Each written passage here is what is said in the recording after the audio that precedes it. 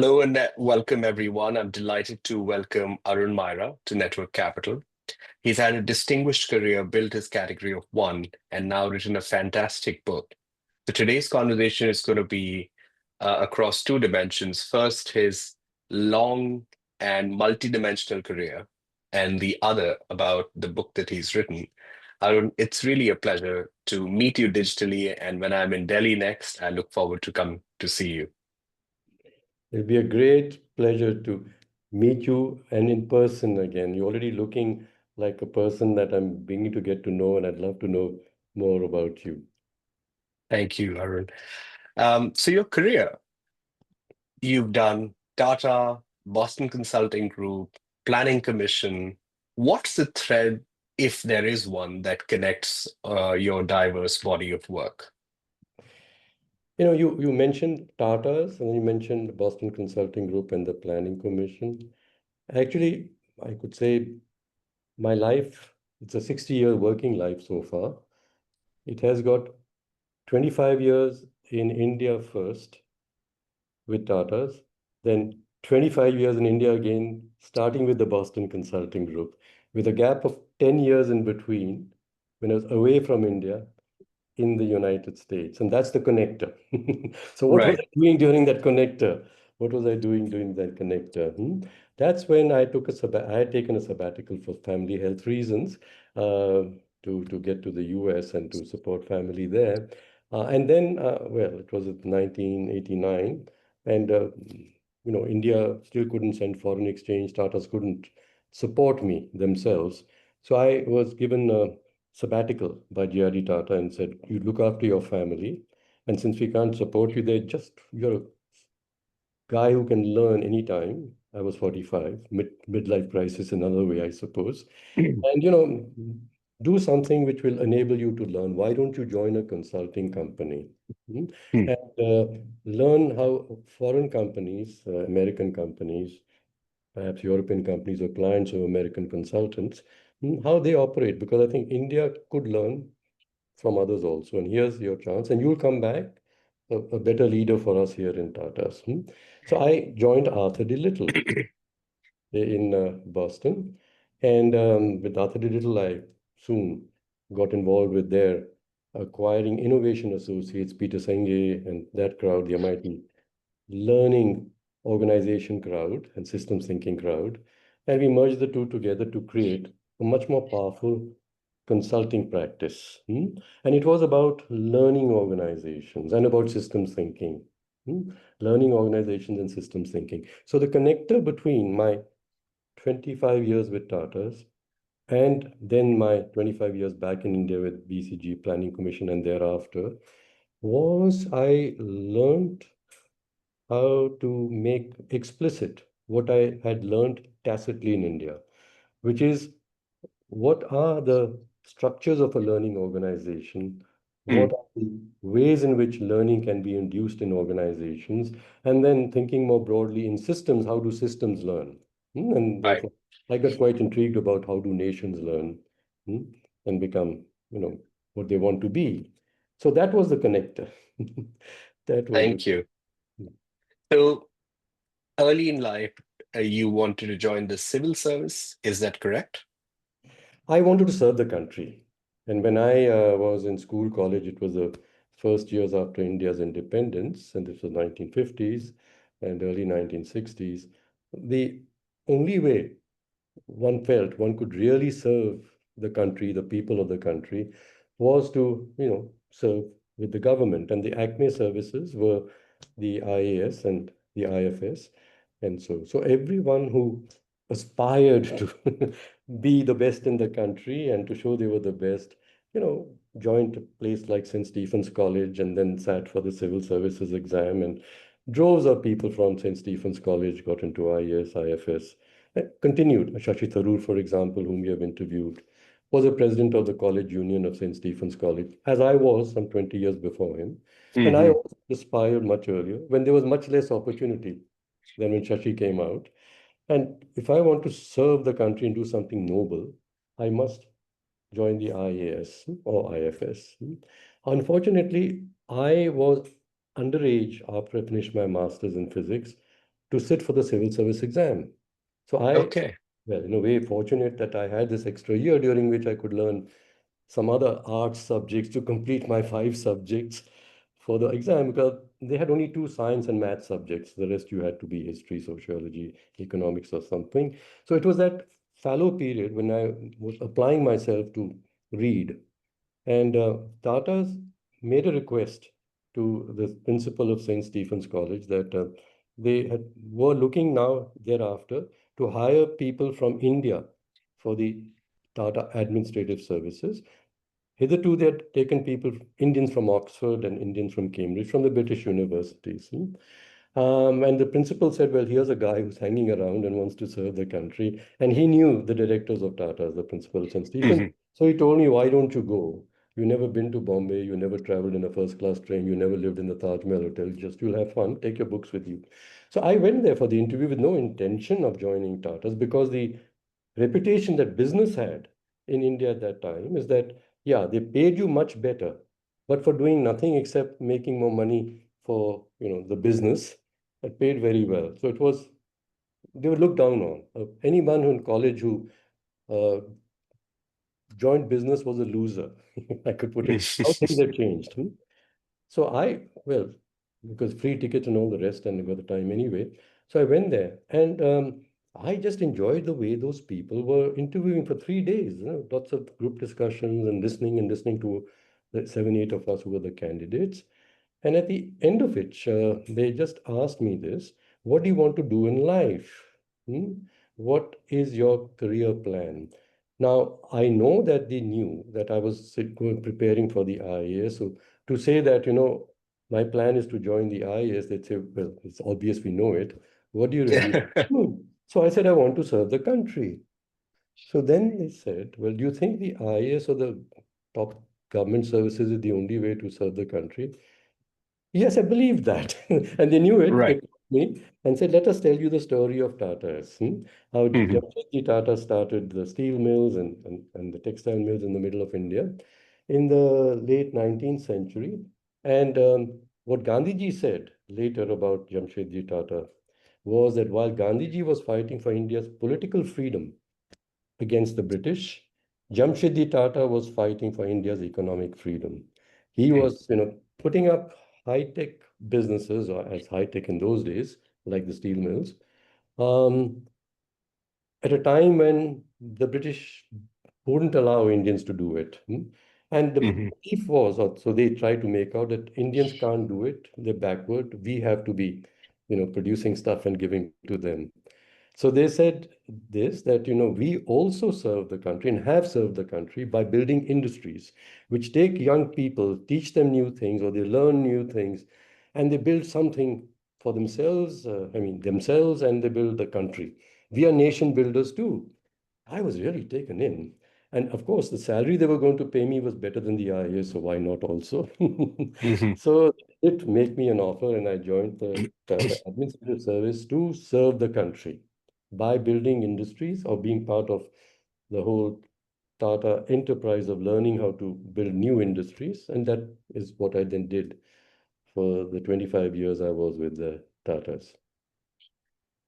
At Telco, you meet this gentleman called Sumant Mulgaonkar. How Yes. did he shape your understanding of leadership and purpose?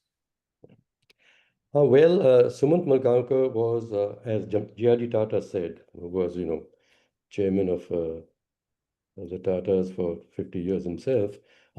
He said about Sumant Malgaonkar that after Jamshedji Tata, G.R.D. Tata said, the next great industry builder in India is Sumant Malgaonkar. And Sumant Malgaonkar had this, he was from Imperial College in London, and he came back to India, and he worked with some Indian plants here and there. And Tata's picked him up, they made him pretty quickly head of this new organization, which was going to build engineered products, trucks and buses, first locomotives and trucks and buses in India. So he became the CEO of a Tata Locomotive and Engineering Company, which became Tata Engineering Locomotive Company, thereafter became Tata Motors. And Sumant Mulgaonkar, as I said, was a nation builder. and said, the Europeans and Americans think that they're the only people who can make something as complicated as a automobile and a truck. We are going to do it also. Mm, So I got picked up by him and, come along and you travel with me and, see what I'm doing and learn and ask me questions, which I did. And then within 5 or 6 years of my starting with him, he said to me, suddenly, I was in my late 20s. He said, we're setting up this very new big factory in Pune. Hmm? And it so happened that the general manager, the guy of the factory there, had a serious heart attack, working too hard, working others too hard to mm. create this impossible dream for India. And he said, well, you are going to be now the chief of that factory. I said, me? Oh, wow. Yeah, I'm 29, 30, and all the other people there, senior Indians, they're in their 50s and they've, done something before. What can I go and teach them? He stopped me. He said, you're not going there to tell anybody anything. You're not going there to teach anybody anything. You're going there to listen to them and learn from them. And you're going to learn from everybody that you see there, whether it's a Mm. worker or it's the gardener or it's the deputy general managers. You just learn to listen and learn to learn. And so, gosh, he set me out to understand that. Be curious. How are things done? Why do people do things the way they do them? What are the questions they have about their difficulties? And just do that. So he taught me that. Then coming to purpose, I mean, the purpose was very clearly to do something that people believed Indians could not do. Mm. Karke dikhayenge, I'm using a Hindi expression. We'll do it and show you that we can also do it. And we'll have to learn to do something that we've never done before. Essence as applicable then as it is today. Yes. I've been taken by your emphasis on learning and systems transformation, Yes. but I find it really challenging to understand how do you implement this in large scale organizations? You've done this in public organizations, private organizations. What's the hard thing about changing them? And what have been some of your learnings from system transformation and building a learning factory there? Yeah. See, Sumant Murgaonkar, I'm just going to connect it with the previous question. He had this belief that every human being, wants to be respected. Every human Mhm. being also likes to learn to do something new, like a child does. And that's what with teenagers, they want to be respected and treated like adults, and they have to learn things which they haven't done before. So that is their journey to prove by doing something which people believe they cannot do and get respect. He says this is an innate quality that all human beings have. Okay. So you have to nurture this quality in them and provide them conditions within which they can grow themselves, develop new capabilities themselves. So to creation of the conditions within which individuals and teams can perform tasks which they felt impossible and others believed they could not do, what are those conditions that you would create for them to reach out to their further aspirations by performance. So since he said it's all about people, he said to me that how come that the best systems that there in the world, which the Americans had and the British had of industrial engineering, kill this spirit in people. You start measuring, what is their output, and then they argue with you that when I did more than you said I did, and it was very hard to do. You're just Mm. treating them as someone you have to pay for as little as you can, and they have to prove that no, they've done more. So it becomes an argument rather than you supporting them. Right. We developed in India, and it's still path-breaking, a new wage system in which workers were paid not for the amount of output they produced, but for what they had learned to do and could prove that they could do it at a higher level of skill than they could before, or that they'd learned a new skill, a parallel skill, lateral, Mm. horizontally expanding their abilities that they did not have before. So, thus, we were nurturing the growth of very well rounded, highly skilled workmen and engineers who, you know, felt that any new thing which requires different combinations of skills, gosh, this is a lovely challenge. Let me do it. So they won't resist doing new things. They won't demand, okay, how much are you going to pay me before starting? On the contrary, they say, may I please? we given a chance to do this? Hmm. And so Very we hard to do. said that very clearly that look, the output of the organization as a whole is not dependent on the efforts of workers. It depends on how well the organization is able to sell its products, how well it develops new products which meet new needs in the market. That is the management's job. And if the organization is not producing enough work for them, it's not their fault, it's our fault. So applicable today. Like building this ownership mindset is probably the hardest job and probably the most important job of a leader.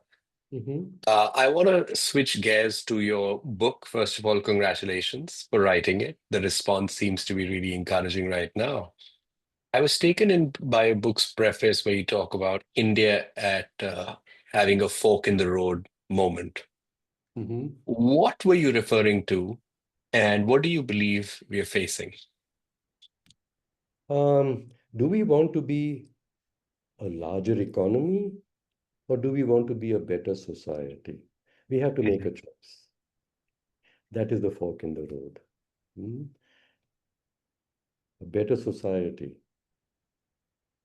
Is it true that a large economy is a good society necessarily?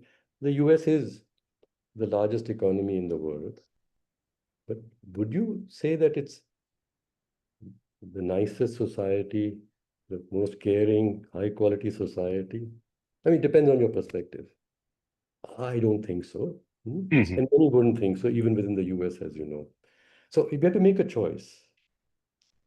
What is the nature of the system we are improving? It's a system in which there are human beings and interactions amongst them. We want that system to be a system which nurtures, feelings of care for others, okay, and everyone feeling that they are fairly treated within the system. Rather than saying, oh, but we've got the largest economy and there's so much inequality in it and people are struggling Mm. to earn enough. So we have to make a choice. And I'm going to just introduce those words that do we want to be more socialist or do we want to be more naked capitalist?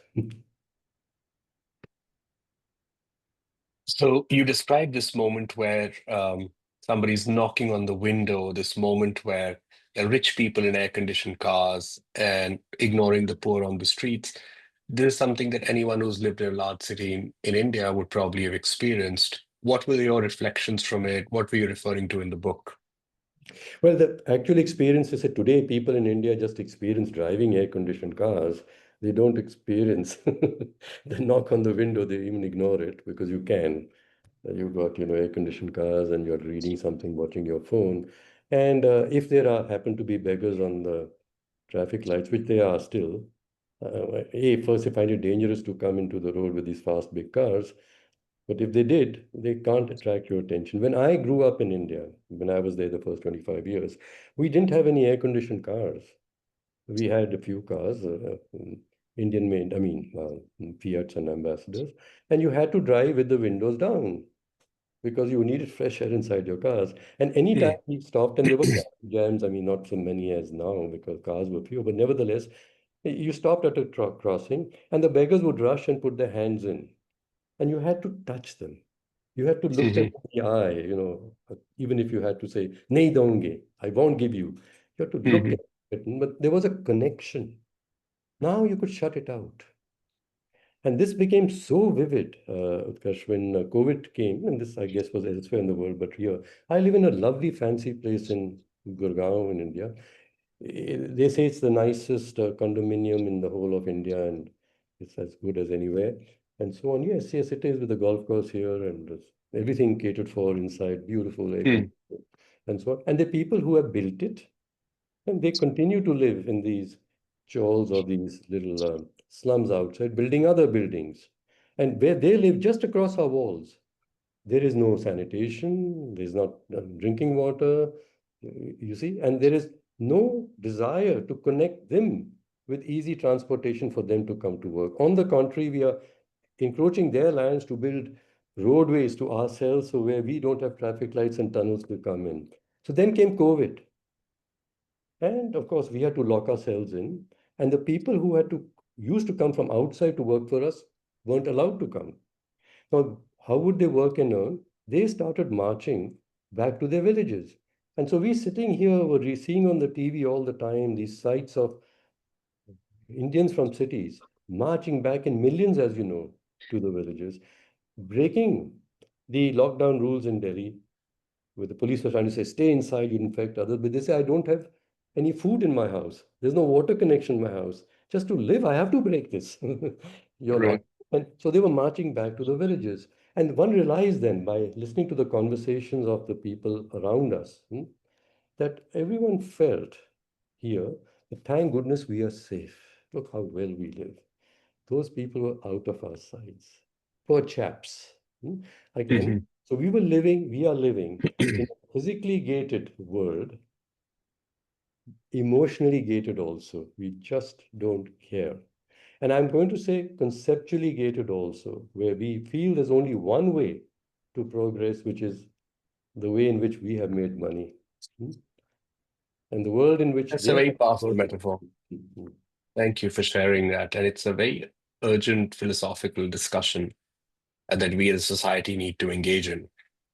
Um, so you'd say that the obsession that many of us have with GDP is perhaps misplaced. What do you think should be an alternate metric or a principle that we should adopt? I studied one of my degrees at Oxford is moral philosophy. The essence of that is what is good, right? But Yes. perhaps when you were at BCG or the Planning Commission, you may have had to set hard metrics for stuff that you had to do or measure. What do you think is your answer? This is going to be a theme which will run through your further questions with me, I'm sure, because this is the fundamental thing. And you use these words principles and metrics. Okay. Metrics is measurements, quantify, see the size of it, in time, the pace of it. It's all metrics and measurements. Principles. You studied moral philosophy, and I've been reading a heck of a lot of it now. And of course, Mm, read Gandhiji long before. We combined economics and moral philosophy. And so principles. And there is a principle which is universal in every religion, every tradition. Do unto others as you would have done unto yourself. The rule is mm. not do unto others as is done unto yourself. Whereas, we are taught in management and others and through game theory, tit for tat.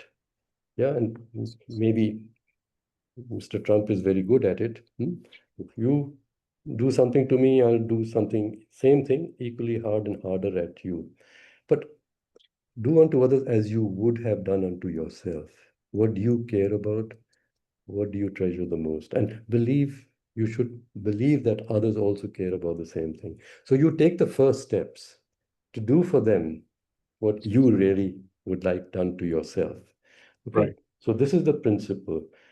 And as you said, yes, I'm planning commission. We would measure numbers and have tables and do all sorts of comparisons under this poverty line, that poverty line, count the number of poor people, how many calories they got, and so on. Gone so far away from this world of, as you say, morality. Yes, So so that is, perhaps one has to do both, is the central argument that let's perhaps not be guided so much by metrics that we become one-dimensional in our obsession with metrics. And it's an important point that, especially coming from a very accomplished business leader like you, will make more people at very senior levels rethink some of these principles. So thank you for putting forth that arguments. When you met young students in Landor who didn't know what they were walking around, you seemed to be moved. Tell us about some of these stories of crises in aspiration. You alluded to that in your previous answer, but anything that you'd like to add to it? yes. We describe India, or our leaders for the last 15 years have been describing India as an aspirational society. Uh, And you say, well, what are young people aspiring for? And you point out that, look, they want to buy better clothes, they want the latest brand of smartphone, and so on. So look, this is the proof that they're an aspirational society. It seems to be very different from your aspiration when you I'm were just saying, growing so up. exactly the words exact. And I want to make this, we use the same words sometimes. Values. family values. Yeah. I'll come to some of those questions. We have to question when I use the word, what do I really mean? Hmm. And in which context, if I were to apply the word, would it make sense what I mean by Mm. that word? So I'm saying about aspirational in the context of a economy. So an Right. aspirational, we call it an aspirational society, but we're talking about a consumerist economy where people want to buy more and the latest stuff. But if people are not able to earn enough to buy that latest stuff or more stuff, they get completely frustrated. And so in India, we are in a position where we've got the greatest aspirational set of youth in the world, and I would say the most frustrated. And this is to the example that you gave me of Landau, where I mean, reminded me of it. The young people of India for many years now, last 10 years, have been feeling that, look, there's no point even getting educated. The higher I get educated, if I get a master's, I'm even less likely to get a job than if I hadn't gone education at all. Mm. And it is true. The numbers the economists now say, the measuring, the public policy people, that there are more postgraduates unemployed and standing in queues for jobs which a person with a school certificate is eligible to apply for. And the person with a school certificate gets those jobs, yeah, whereas these people are just kept out. So we've got a very frustrated aspirational youth in India. And Hmm. frustrations are exhibiting themselves in violence, petty violence, nightclub brawls, stealing with guns in people's homes in Delhi, in Gurgaon. This is it. Yeah. But then you say, look, they've got initiative. We got to watch it. Right. Frustrated aspirations are a source of violent unrest. And we've seen this repeat over and over again in different parts of the world. Yes. Um, Definitely, our demographic dividend can become a demographic time bomb, as some Yes. of the other scholars have also uh, pointed out. Many leaders talk about India's aspiration to become a $5 trillion, $10 trillion economy, and I think there is definitely merit in some of these aspirations. But is there something wrong with the framing? Your book seems to suggest that maybe there is. When I was invited to join the Planning Commission out of the blue by Dr. Manmohan Singh, a great, great economist, and Do you want to tell us that story as well? Like, I don't think many people know that, especially. It take time to tell the story, and I don't know whether you got it. But let me very quickly say, I'd wanted to serve the country, like I said, and I thought serving the government is probably the only way one can serve the country. But then I joined Tata's, and I did feel I was doing my best and helping people to learn and to earn, and building industry in the country. Then I went off to the US, where I learned the Western ways, management school, chaps working with me in BCG and before that Arthur D. Little. And they had a very different approach to what a Say good business Tata's is. was, yeah. Exactly, very different. And Tata was described by them as a socialist organization. They said we have to teach Tatas how to be a proper business and a proper capitalist business. And so, yeah, that was part of it. And it was very curious for me to say, but I don't think you understand the complex world of human beings. So here we are with these people on this other side, as I said, Manmohan Singh. I learned all of that. And I was very successful, and people used to hire me, big American companies and Europeans. And what was I helping them with? Was helping them to, the ones that wanted to say, well, why is it my people are not our Mm. assets? Why is it that they are a costly resource? And so that was my work with them. So out of the blue, when I retired from BCG, I was 65, and I told BCG, you can carry on, you're doing quite well, and I want to just travel the world. And I arrive in Prague with my wife, a long planned tour of Eastern Europe, Prague, Vienna, the lovely places there, Budapest. And the day I land there, I get this call from Delhi, and I thought it was a joke that the Prime Minister wants to speak with you, and the Prime Minister does speak with me, and he says, Arun, would you come and serve the country? Now, I have to say, yes, sir. So he said, I'm inviting you to be a member of the Planning Commission. So I said, sir, but I'm not an economist, and neither have I worked with, development organization of government. He said, that is why I'm inviting you. We've got probably as good economists in India as anywhere else, and some claim to be the world's best. economist. And we've got, huge people with a lot of experience in government and so on. And yet, we are not producing I'm going to use the word a socialist inclusive type of economy.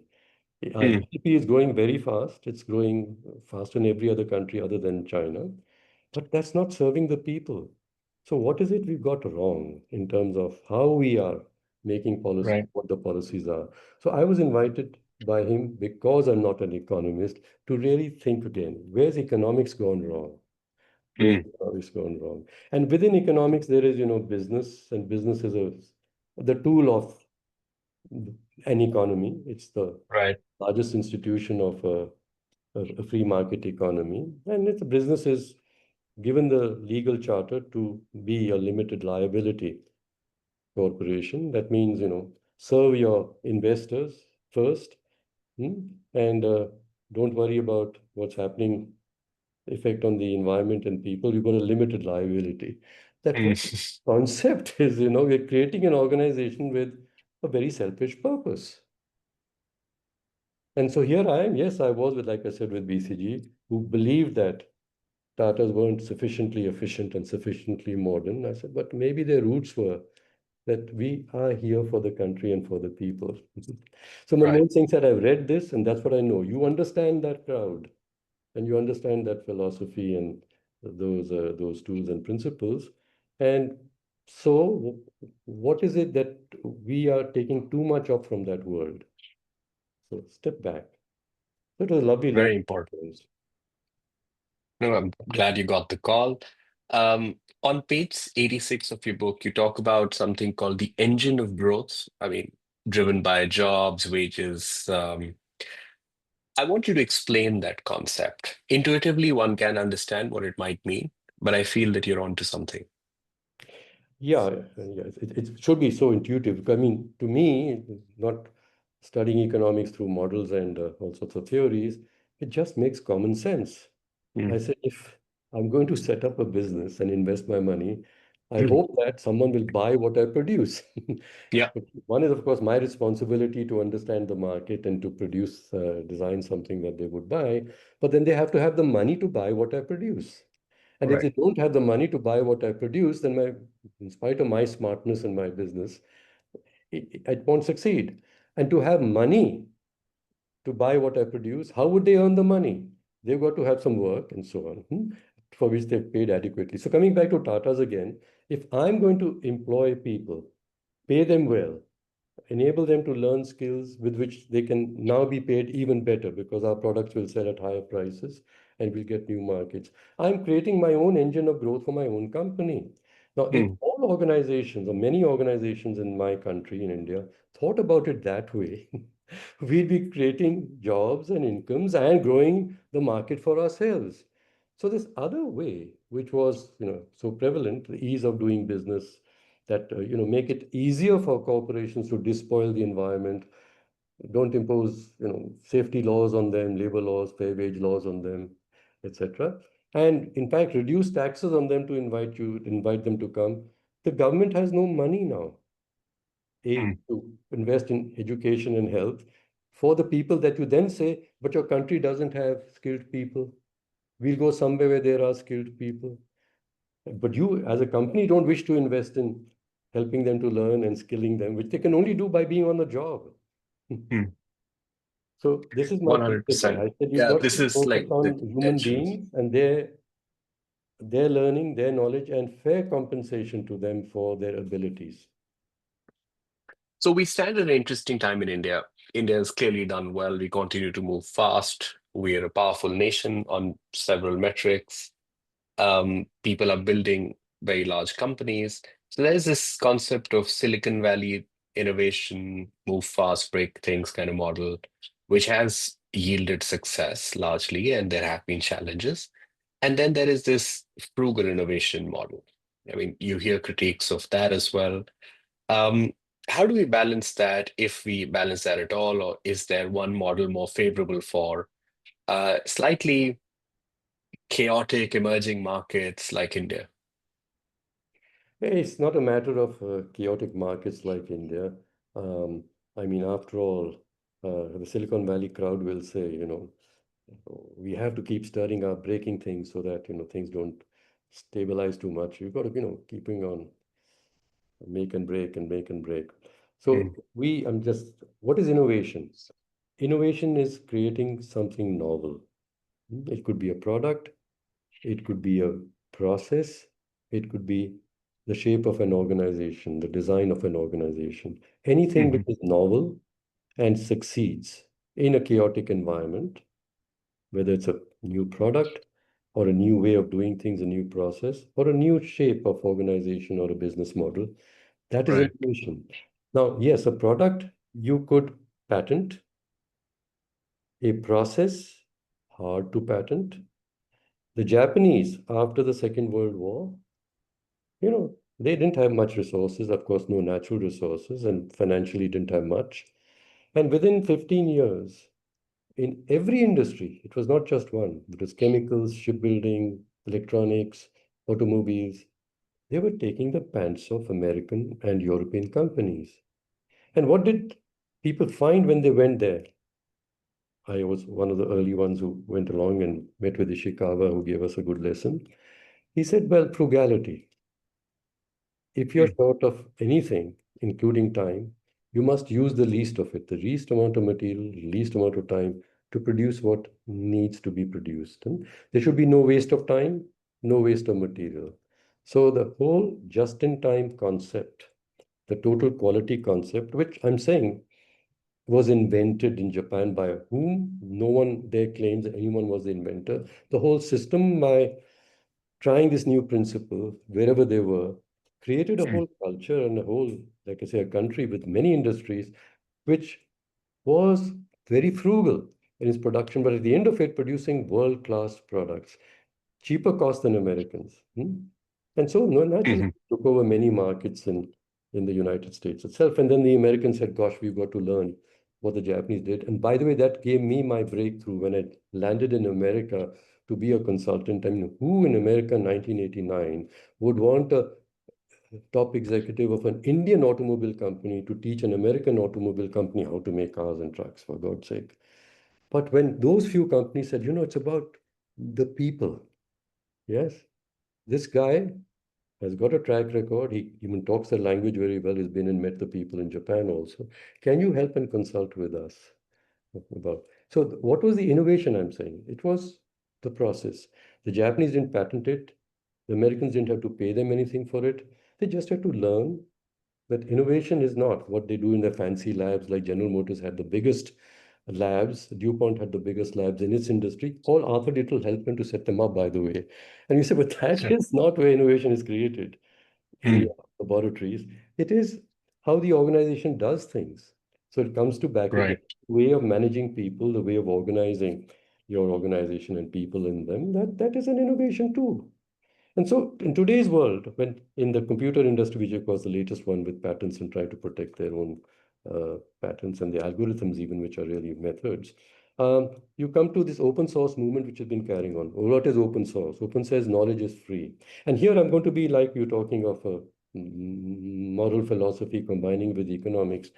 See, in capitalism, property rights are the fundamental rights. Yeah. That if you own something, you have a right to then determine who else can use it and what you can charge for it. So first it was Right. land historically all over the world. Feudal landlords, they own the land and prevent other people from coming in. And if other people come in, then they would be, paid something for their wages or allowed to take some produce of it. So the landlords, as they were called, they were capitalists, of course. Then came to when, more people were being put into enterprises, industrial enterprises. Human beings, well, in the big farms, industrial scale plantations of the US, they were slaves. They became properties. The human beings are becoming properties of the, like we call the business Mm. owner, or the plantation owner. And then when you go into a factory also, you give your time. What you do during those waking hours of yours is belongs to the owners of the factory. They'll tell you what to do. Charlie The Chaplin's output, the intellectual modern property, times is just everything. a, Yeah. and finally, okay, haven't done that, and people say, no, you can't make people into slaves, and though we still do in this other ways, the subtle ways of controlling what they do, comes to knowledge. The knowledge should be free. Now you come to that, that's the last resource for capital to say it belongs to us. So the Mm. rich people who are, advanced in terms of their laboratories and research, they are the first naturally because they have the uh, They have a lot to capital lose. to do They, it. As yeah, soon as they invent it, they say it belongs to me and not to you. You don't steal it now. I'm going to charge you for it. So this is why in the pharmaceutical industry, which India is very affected by, these big pharmaceutical companies of the US, they're doing the same to everybody. But we have been inventing frugally the production of new medicines. And we could provide them during the AIDS time to South Africa at very low cost when they needed them. And we were being prevented. No, no, you're stealing the intellectual property of Pfizer or somebody and taken to the courts.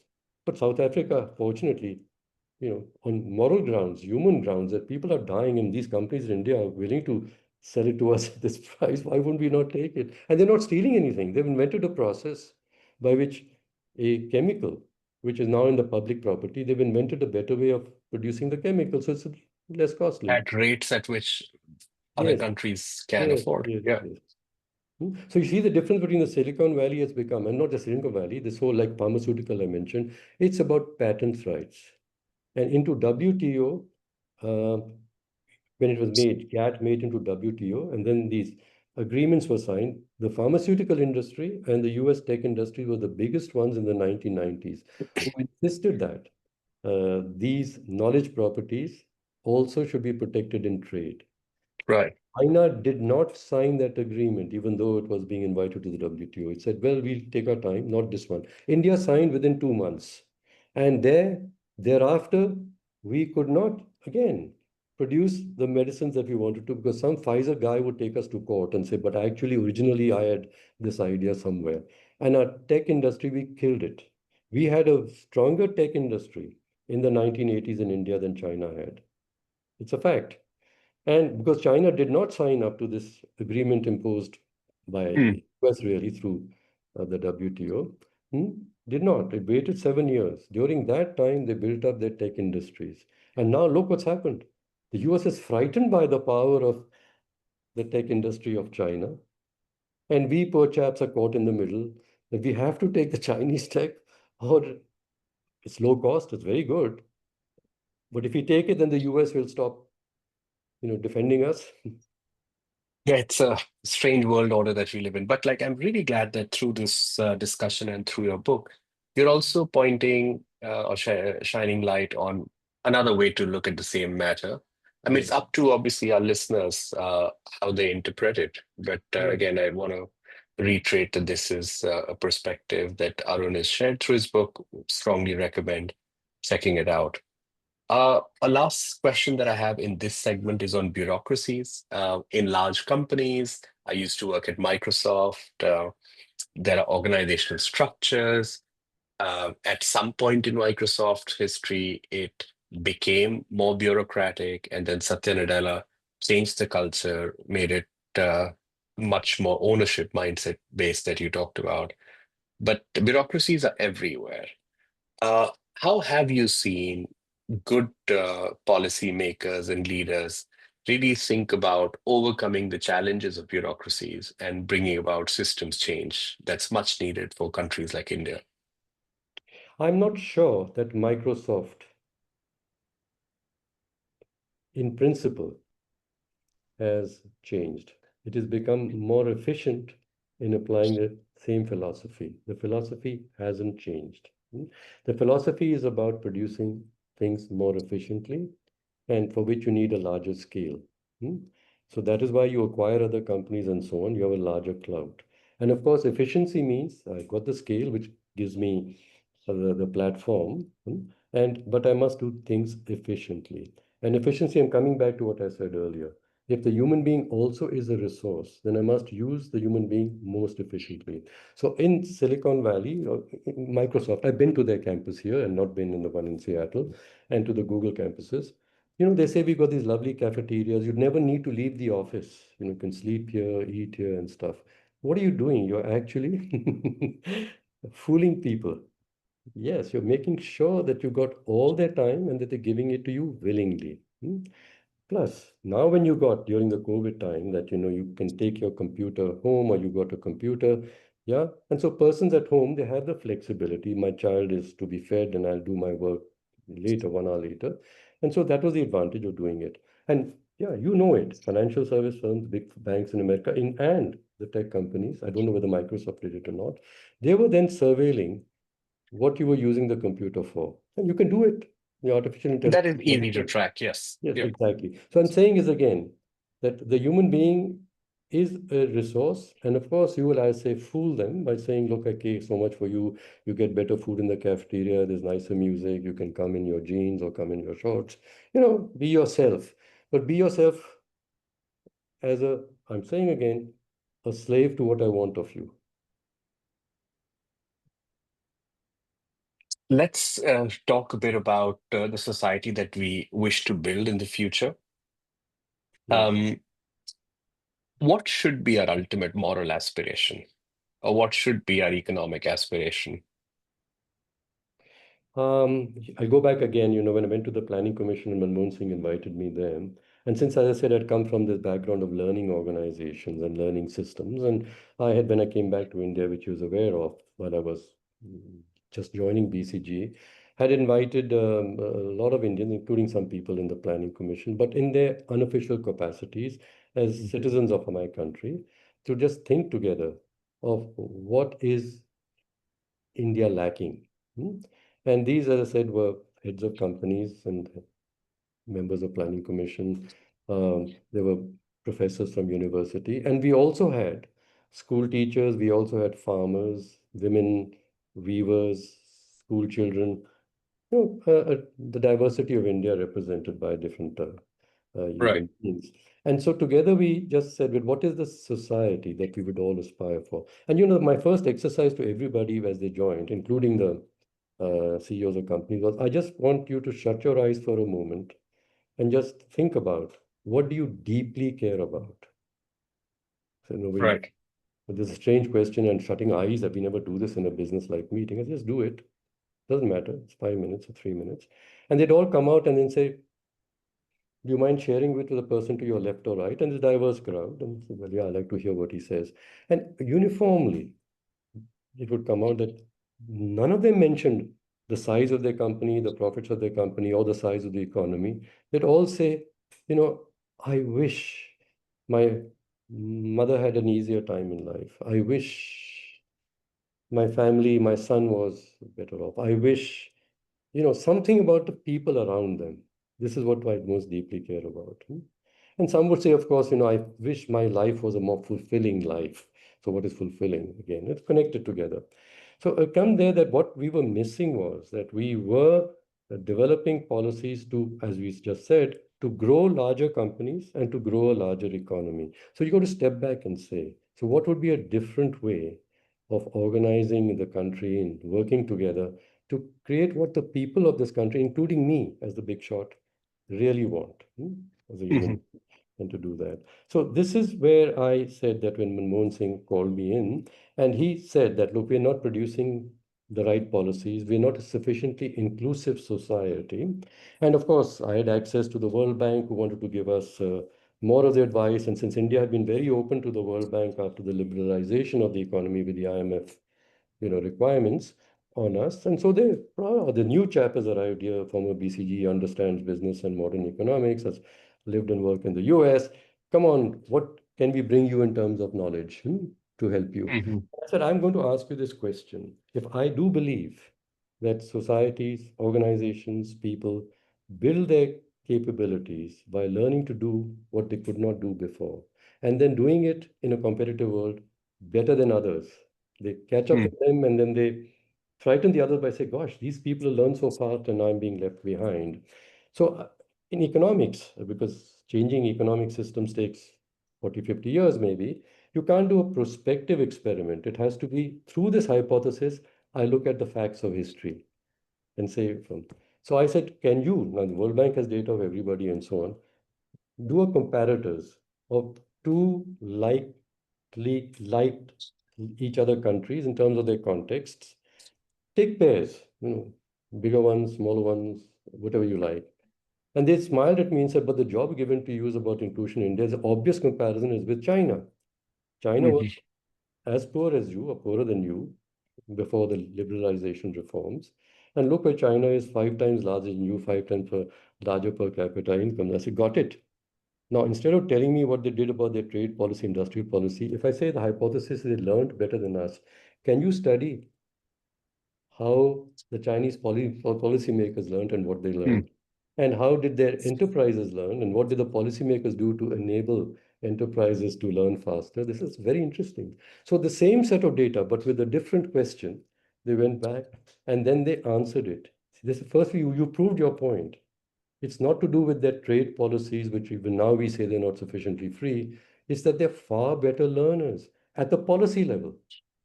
They haven't taken our advice. They keep listening and listening, and then something different happens.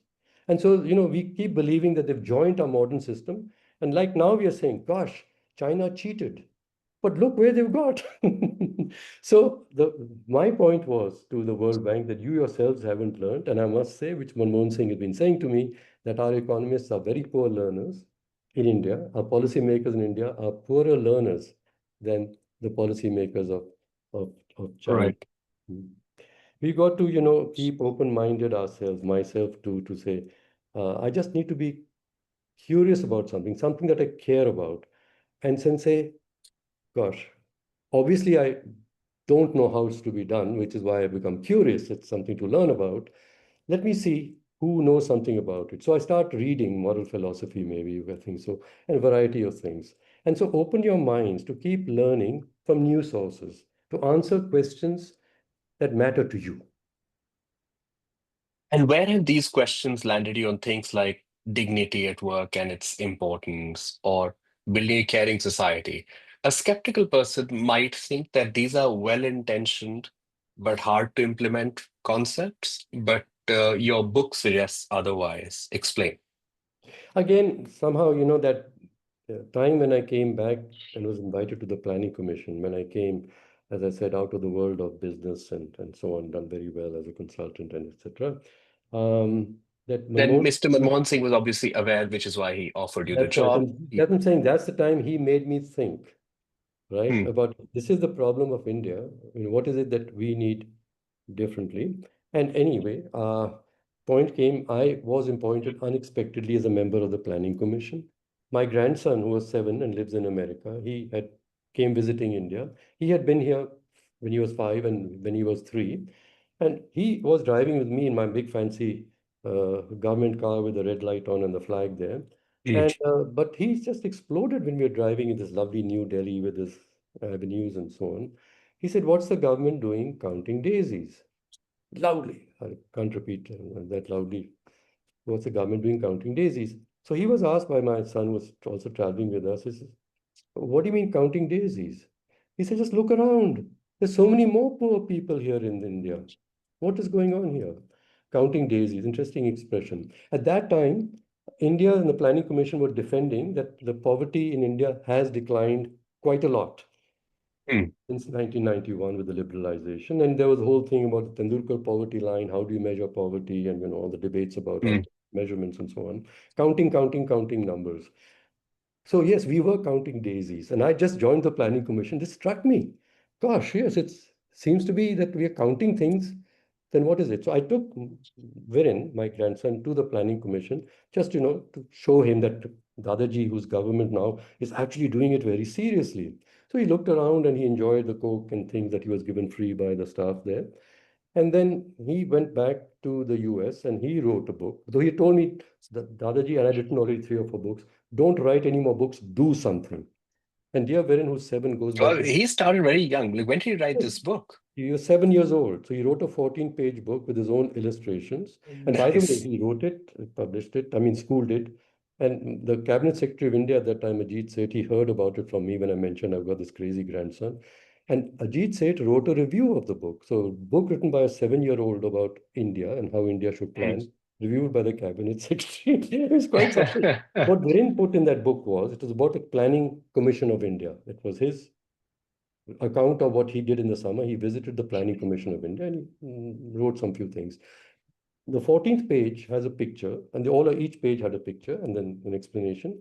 The 14th page had a picture of a big desk in a big room and a big man, maybe his grandfather, with a little stick man, as children draw, the stick man Mm. with folded hands across the other side. And he wrote there, before there, below that, this was the Planning Commission, Planning Commission. By this page, it was called the Planning Community of India, is a place where all the poor people of India can come, and there will be someone there to listen to them. And then they won't be poor anymore. I reflected on that. You the child telling the emperor you're not wearing any clothes. Listen to them, and then they won't be poor anymore. The point about dignity, if you listen to someone and respect that, they are as intelligent as you are. And if they have a point of view, it's worth listening to. That's the dignity you give them. And you don't have to give them money or anything. In fact, when you give them money, you make them feel that, look, I'm smarter than you. That's why I've got it. I give it to you. It's not about charity. And they won't feel poor anymore, he said. But I also learned that if we actually listen to real people in real places, we'll understand what's actually going on in my country rather than trying to count the people as numbers. Mm. I'm trying to make some models and sense and about trends from it. So that's about listening. So I have written books about listening, and I think the solution for the world is that people must learn to listen rather than be taught how to speak and debate well and win debates. Just And would listen. you say that this is the primary lesson that, say, leaders in public life, whether in government or private sector, need to inculcate today as the one of the most essential skill? Okay. I think so. I think, public leaders are taught. I know when I was in BCG also partner that given a lesson how to, say it in 3 minutes and then how to say it with my right thing in the right way to make an impression. And, yes, it's a public speaking in that way. And always the CEO must be seen in a video about him that he's giving the message about how kind we are as an organization. Yes, it's all about putting out yourself and looking good yourself. And the leaders must understand what Mulgaonkar told me, you see. And he was a very quiet man. He didn't like making speeches. He didn't want to be in the front. And he said, just listen, they'll respect you. A leader becomes a leader when the leader is respected. And he's respected because he gives dignity to the others. Dignity by listening and learning from them. As in that matter, whatever it is they are doing, you're equal to me. If you're like a gardener planting, like I was taught, ask the gardener in your factory, what is it he's doing? Why does he, dig so deep, this particular plant and the other one? Just Right. learn. And that he feels that, I'm superior in something, and this person is willing to listen to me with respect. I'm giving him the dignity of being a human being, and he respects me, therefore. Understood. And finally, what message do you have for, say, a young person who's not really figured out what he or she wants to do with their life? How do they want to serve the country? Where do they begin? What do they do? It's a very tough choice for young people today, I see, and it's always been. But now we're talking that, you need to get into STEM education, science, technology, engineering, and maths. And I've changed it to science, technology, economics, and management. You just see where do people who do very well, what subjects do they want to study? Science, technology, in the US pushing more people to do it. Economics, in my time when I was in St. Stephen's, it wasn't the most preferred subject. Physics Mm, was, science mm, was. Okay, but now economics and management. Everyone wants to go to the management school because then you'll be employed by BCG or somebody. And what are you doing there? My question is, you're helping rich companies become even richer. And when I mm, came back from the US 10 years after I was there, it was on a provocation like this. Because I was presenting scenarios at a master class of systems think and scenarios. There was, 8 of us from around the world. And I presented scenarios about my work with India, with the Bharat Petroleum Corporation, who, were describing what to themselves first, what they aspired for, and then asking my mm, guidance about how to change their organization and their work and mm, to become that. So I presented this. It was very inspiring. But someone from America standing there, we had just, let loose one atomic device underground, Mr. Bajpayee had. He was highly offended. And it's very timely, the story too, in a way. And he said, how dare A poor country like India wastes its money on developing a nuclear weapon when there's so much poverty in the country. So I let him continue for a bit, and he said, people who aren't fully developed and educated shouldn't be allowed to use such dangerous technology. And I couldn't help saying, but the only country that has ever used a nuclear device against a civilian population. And I couldn't finish the sentence because this big American standing in front of me turned red in the face, and all the Europeans and others started giggling around. And promptly the moderator said, "Hey, chaps, it's time for coffee. It's a coffee break." And she took me aside and said, you care for your country so much. Why are you here? Your daughter is okay, your son is okay now, the family issues are taken care of and they're doing well. Why don't you go back to your own country? You care for your country so much. Why are you trying to Mm. help American companies become richer and bigger than they are? So yes, I am. I'm glad you're speaking with me because my book is about India, reimagining India's economy and how to be a more equitable society. And I'm challenging the current views of development and progress. And I'm saying the US has been leading these since the collapse of the Soviet Union. It said that it's wrong to be a socialist country. China continues to call itself a socialist country with some capitalist characteristics or the reverse. It's worth studying. And coming back to when you talked about learning, ask the World Bank, it does things differently and look at the results. People in China have become, as individuals, much richer than people in India have. They've reduced poverty much more. Hmm? So it's the shape of the GDP, as Manmohan Singh said. It's not the size of it. It's what's happening inside. What are the policies and philosophies that enable the inside to become strong and the people to reach their own aspirations?